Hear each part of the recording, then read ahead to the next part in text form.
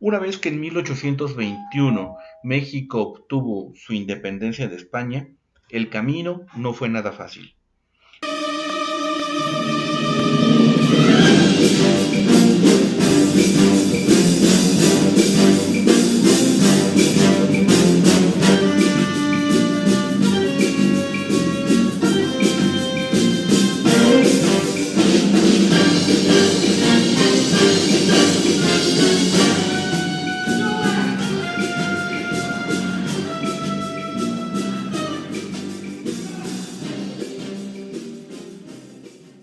México tuvo que enfrentar grandes desafíos.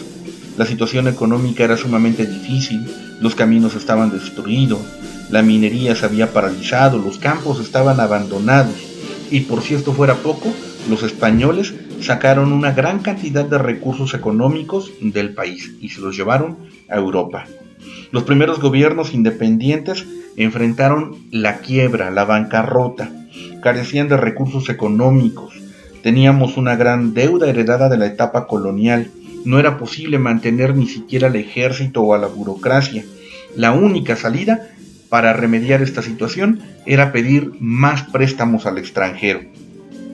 En lo político surgieron dos grupos que siempre, durante muchos años, mantuvieron pugnas por imponer sus ideas acerca de cómo debía gobernarse este país: los liberales y los conservadores.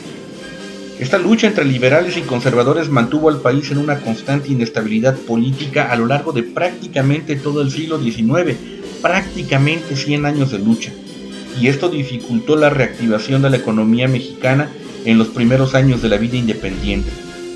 México tuvo más de 50 gobiernos y muchos de esos gobiernos fueron derrocados por levantamientos militares.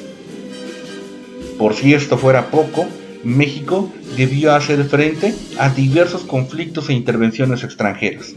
Por ejemplo, en 1828, España intentó reconquistarnos. En 1836, Texas hace su propia guerra de independencia. En 1838, nos invade Francia.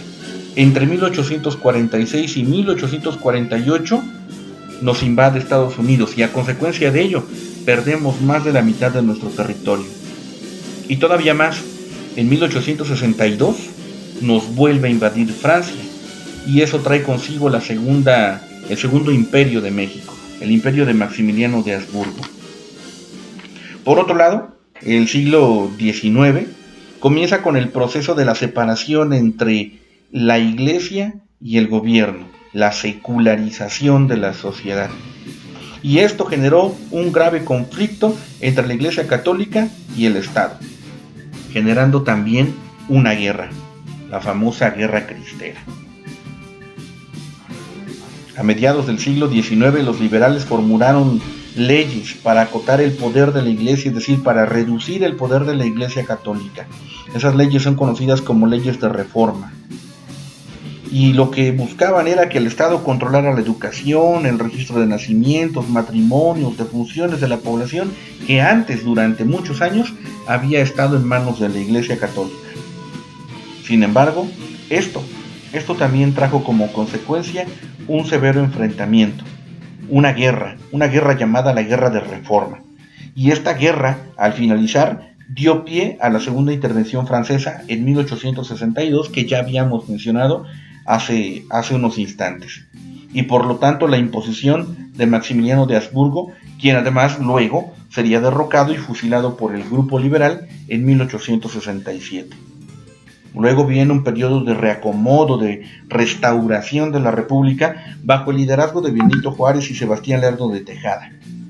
Durante esta época disminuyeron las deudas interna y externa, se reactivaron algunas actividades económicas, se construyeron las primeras vías férreas y también durante esta época se fortaleció el presidencialismo. Porfirio Díaz accede al poder, se levanta en armas contra el presidente Lerdo de Tejada y mediante el plan de Tuxtepec.